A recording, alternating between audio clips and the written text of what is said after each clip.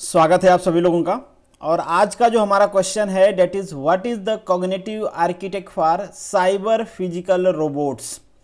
यहाँ पे दो तीन वर्ड्स हैं, पहले इनकी मीनिंग आप समझ लो, फिर ये समझेंगे कि क्वेश्चन कह रहा है। अगर एग्जाम में आपसे पूछा जाता है तो आपको कैसे इसको नोट डाउन करना है, और डेफिनेटली ये पीडीएफ आपको मैं शेयर कर दूंगा।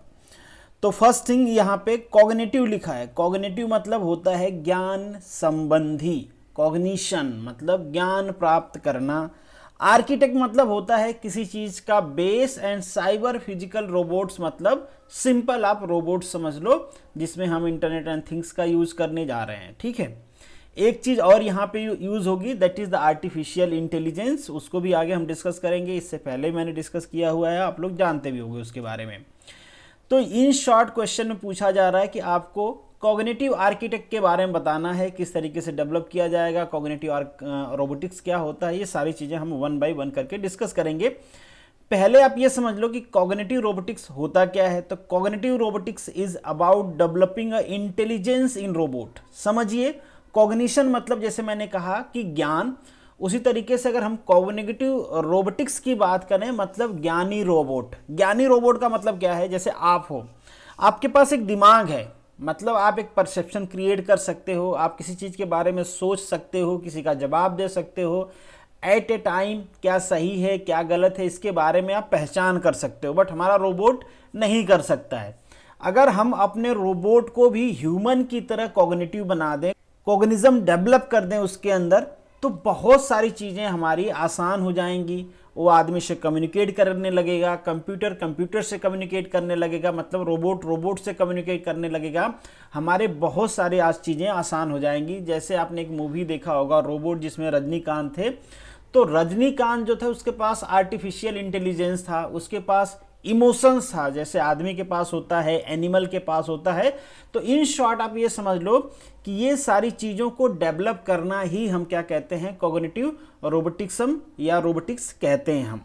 जैसे यहाँ पे कुछ एग्जाम्पल दिए गए हैं कि परसेप्शन, थिंकिंग, एक्टिंग। मतलब परसेप्शन किसी चीज़ के बारे में खुद से कुछ चीज़ क्रिएट करना, या सोचना किसी चीज़ के बारे में, परसेप्शन क्रिएट करना, उसके हिसाब से एक्ट करना। अगर आपके पास नॉलेज नहीं रहेगा तो आप परसेप्शन कैसे क्रिएट करोगे। उसी तरीके से रोबोट के पास नॉलेज नहीं रहेगा तो रोबोट भी परसेप्शन क्रिएट नहीं कर पाएगा, सोच नहीं पाएगा। तो जब हम कॉग्निटिव रोबोटिक्स का बात करते हैं, दैट्स मीन कि अगर सिंपल भाषा में कहें, बहुत बोलचाल की भाषा में हम कह रहे हैं इट्स इन शॉर्ट कि हम एक आर्टिफिशियल इंटेलिजेंस वाला रोबोट बना रहे हैं, उसी को हम कहते हैं। अगर हम आर्किटेक्ट की बात करें, आर्किटेक्ट कैसे डेवलप करोगे आप, बेसिकली क्या क्या प्रोसेस होना चाहिए। तो अगर आप ये चाह रहे हो कि जिस तरीके से आदमी सोचता है, जैसे आदमी एक परसेप्शन क्रिएट करता है, सोचता है, एक्ट करता है, रिप्लाई देता है, दुखी होता है, उसके अंदर इमोशंस होते हैं, तो आपको ये समझना पड़ेगा कि आदमी के जो न्यूरॉन्स होते हैं, आदमी का जो ब्रेन होता है, वो किस तरीके से काम करता है। तभी तो वो सारी थियरी आप कंप्यूटर में डेवलप कर पाओगे, मतलब रोबोट में डेवलप कर पाओगे। अगर आप जानते ही नहीं हो तो किस तरीके से डेवलप करोगे। तो वही बेसिकली उसका आर्किटेक्ट है कि जो ह्यूमन माइंड है उसको समझना, फिर उसको प्रोग्राम करना और अपने रोबोटिक्स में डालना ही क्या कहलाता है, कॉग्निटिव आर्किटेक्ट कहलाता है। मतलब एक तरह से बेस स्ट्रक्चर तैयार करना आर्टिफिशियल इंटेलिजेंस वाले रोबोट के लिए, जैसे यहाँ पे एआई लिखा हुआ भी है। अब यहाँ पे कुछ और चीज़ें इंपॉर्टेंट हैं, ये तो मैंने आपको पहले ही बता दिया कि किस तरीके से हम एक कम्प्रिहेंसिव मॉडल डेवलप करेंगे, ह्यूमन माइंड की एनालिसिस करेंगे, किस तरीके से उसको हम प्रोग्राम करेंगे और अपने कंप्यूटर में, अपने रोबोट में ऐड करेंगे, ये सारी चीज़ें हैं। एक चीज़ कॉग्निटिव आर्किटेक्ट के लिए बहुत ज़्यादा इंपॉर्टेंट होता है, दैट इज ACT। इसका मतलब होता है adaptive control thought. Adaptive control मतलब ये होता है कि जिस हिसाब से सिचुएशन हो, क्या आपका रोबोट उस हिसाब से एक्ट कर सकता है। सपोज एक एग्जांपल देता हूं आपको सिंपल सा, जैसे हमारा प्लेन है, फ्लाई कर रहा है। अब हम अपने प्लेन को किसी फोर्स से प्रोपेल करना है, कंटिन्यूअसली वहां पे फ्यूल बर्न हो रहा है, हमारे प्लेन का क्या हो रहा है, मास कम हो रहा है। मास कम हो रहा है, सराउंडिंग कंडीशन चेंज हो रही है, उसको एडजस्ट करने के लिए हमने अपने प्लेन के जो कंट्रोल सिस्टम है उसको प्रोग्राम किया हुआ है।